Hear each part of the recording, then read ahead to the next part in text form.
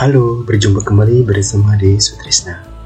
Pada video sebelumnya, kita sudah mempelajari sifat ekstensif, intensif, dan sifat fisika dan kimia ya.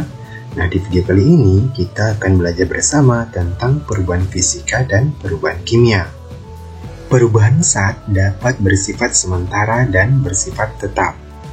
Perubahan sementara adalah perubahan yang hanya terjadi selama hal yang menyebabkan perubahan itu bekerja. Perubahan tetap atau kekal adalah perubahan yang dialami suatu zat yang hasil perubahannya tetap terjadi, meskipun penyebab perubahannya zat itu sudah tidak bekerja lagi. Jika suatu zat diberikan energi, maka zat itu akan mengalami perubahan yang ditentukan oleh keadaan dan sifat zat. Perubahan yang terjadi dapat berupa perubahan fisika dan perubahan kimia. Perubahan fisika adalah perubahan materi atau zat yang tidak disertai dengan terbentuknya zat baru. Sementara perubahan kimia adalah perubahan materi atau zat yang dapat menghasilkan atau membentuk zat baru dengan sifat kimia yang berbeda dengan zat asalnya. Berikut penjelasan perbedaan perubahan fisika dan perubahan kimia. Perbedaan perubahan fisika dan perubahan kimia. Pertama, perubahan fisika tidak terbentuk zat yang jenisnya baru, sementara perubahan kimia terbentuk zat yang jenisnya baru. Yang kedua, reversible. Nah, perubahan fisika reversible artinya perubahan fisika memungkinkan kita mendapatkan kembali materi semula. Sementara perubahan kimia yaitu sifatnya irreversible. Artinya, perubahan kimia tidak memungkinkan kita mendapatkan kembali materi semula.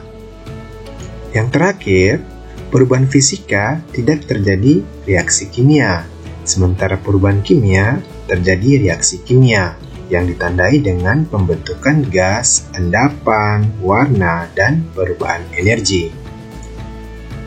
Setelah kalian mengetahui perbedaan antara perubahan fisika dan perubahan kimia, dapatkah kalian memberikan contohnya? Nah, agar kalian lebih jelas memahami contoh perubahan fisika dan perubahan kimia dalam kehidupan sehari-hari, yuk kita simak penjelasan berikut ini. Pertama, yang akan kita pelajari contoh perubahan fisika. Perubahan fisika meliputi perubahan wujud zat, perubahan bentuk, perubahan ukuran, perubahan volume, perubahan bentuk energi, dan pelarutan. 1. Perubahan wujud zat. Perubahan fisika yang mengakibatkan perubahan wujud dapat terjadi karena pengaruh pemanasan. Materi yang telah mengalami perubahan fisika karena perubahan wujud dapat dikembalikan pada wujud semula. Contoh perubahan fisika karena perubahan wujud antara lain. Pertama, es yang berwujud padat jika dibiarkan di tempat terbuka akan berubah wujud menjadi air. Yang kedua, air jika dipanaskan akan berubah wujud menjadi uap. Yang ketiga, embun terjadi karena uap air di udara melepaskan panas dan menjadi air. Dan yang terakhir, kapur barus. Nah, kapur barus ini jika dibiarkan di tempat terbuka akan menyumblim menjadi gas. 2. Perubahan bentuk. Contoh perubahan fisika karena perubahan bentuk yaitu beras ditumbuk menjadi tepung, kayu diubah menjadi kursi atau meja, kain diubah menjadi baju atau celana. Nah, contoh ketiga perubahan materi tersebut termasuk perubahan fisika. Hal ini karena beras, kayu, dan kain hanya mengalami perubahan bentuk saja, sedangkan sifatnya tidak berubah. 3. Perubahan ukuran. Contoh perubahan fisika karena perubahan ukuran yaitu biji kopi digiling menjadi serbuk kopi dan batu besar yang dipecah-pecah. Sifat kopi itu tidak berubah, yang berubah hanya ukurannya. Demikian juga dengan batu besar yang dipecah-pecah. 4. Perubahan volume. Contoh perubahan fisika karena perubahan volume yaitu raksa atau alkohol dalam termometer yang akan memuai jika menyentuh permukaan yang panas sehingga dapat digunakan sebagai pengukur suhu.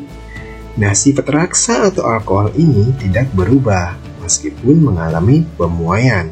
5. Perubahan bentuk energi. Ingat ya, bahwa energi itu tidak dapat dihilangkan dan juga tidak dapat diciptakan. Energi hanya dapat diubah dari bentuk satu ke bentuk yang lainnya. Contoh perubahan fisika karena bentuk energi yaitu 1. Lampu pijar yang menyala. Yang kedua, kipas angin yang berputar. Nah, saat lampu pijar menyala, terjadi perubahan energi dari energi listrik menjadi energi cahaya dan panas. Begitu pula dengan kipas angin yang berputar. Nah, kipas angin yang berputar itu akan terjadi perubahan energi dari energi listrik menjadi energi gerak. 6. Pelarutan. Contoh perubahan fisika karena pelarutan yaitu bila garam dapur dilarutkan dalam air, tidak terbentuk zat baru. Garam hanya tersebar dalam air, menjadi butiran-butiran yang sangat halus. Nah, sehingga tidak dapat terlihat, tetapi masih tetap garam. Hal ini terbukti dari larutan tersebut, masih terasa asin. Jika larutan tersebut diuapkan, maka garam dapur dapat diperoleh kembali. Contoh lainnya adalah perubahan nasi menjadi bubur dan cabai segar menjadi cabai kering. Nah, kedua hal tersebut terakhir hanya melibatkan perubahan kadar airnya. Berikutnya, kita akan mempelajari contoh perubahan kimia.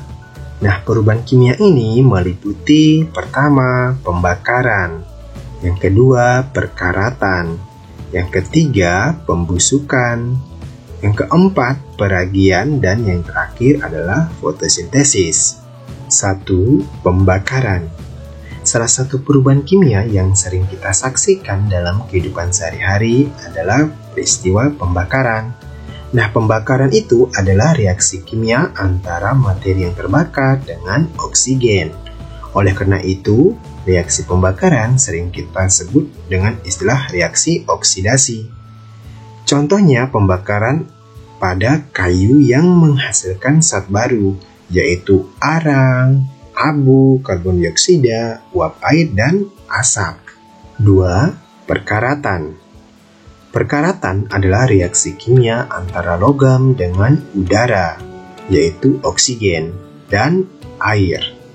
Perkaratan merupakan peristiwa perubahan kimia karena menghasilkan zat yang baru. Paku yang terbuat dari besi jika bereaksi dengan udara dan air, maka besi tersebut dapat berubah menjadi karat besi. Nah, sifat besi dan karat besi itu sangat berbeda ya. Nah, besi mempunyai sifat yang kuat, sedangkan karat besi mempunyai sifat yang rapuh. 3. Pembusukan. Pernahkah kalian menyimpan buah-buahan seperti apel di tempat terbuka hingga beberapa hari? Apakah yang akan terjadi dengan apel tersebut? Apel yang dibiarkan di tempat terbuka dalam waktu yang lama akan membusuk. Pembusukan adalah peristiwa perubahan kimia karena mikroorganisme. Pada apel yang membusuk, apel berubah menjadi bau, berlendir, dan mengeluarkan gas. Oleh karena sifat apel setelah membusuk berbeda dengan apel sebelum membusuk, maka peristiwa pembusukan apel dapat dikatakan sebagai perubahan kimia. 4. Peragian. Jika kita meragikan beras ketan atau singkong dengan bantuan ragi, setelah beberapa hari, beras ketan dan singkong tersebut akan terasa lebih manis dari sebelumnya. Hal ini disebabkan karena ragi telah mengubah sebagian zat-zat yang ada dalam kedua bahan tersebut menjadi zat lain yang rasanya manis, yaitu glukosa. Jika peragian dibiarkan berlangsung terus, glukosa ini pun akan diubah lagi oleh ragi menjadi zat lain yang disebut dengan alkohol. Pada peristiwa peragian terbentuk zat baru sehingga peragian termasuk perubahan kimia. 5. Fotosintesis. Pada peristiwa fotosintesis, air yang berasal dari tanaman dan gas karbon dioksida yang berasal dari udara dengan bantuan sinar matahari akan akan diubah oleh klorofil menjadi karbohidrat dan gas oksigen. Karbohidrat yang terbentuk kemudian disimpan pada bagian-bagian tertentu tanaman, sementara oksigen yang terbentuk dilepaskan ke udara. Pada peristiwa fotosintesis, karena dihasilkannya zat-zat baru, maka fotosintesis yang terjadi dalam tumbuhan berklorofil merupakan contoh lain dari perubahan kimia.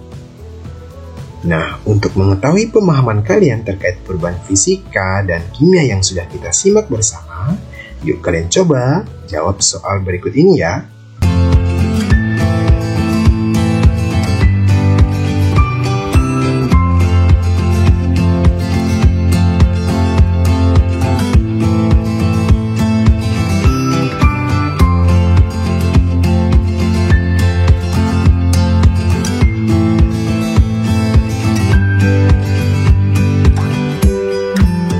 Apakah kalian sudah yakin dengan jawaban kalian?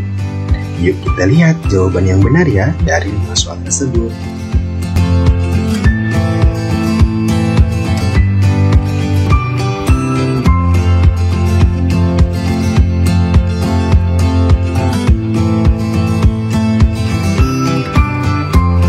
Demikian penjelasan dan contoh soal tentang perubahan fisika dan perubahan kimia.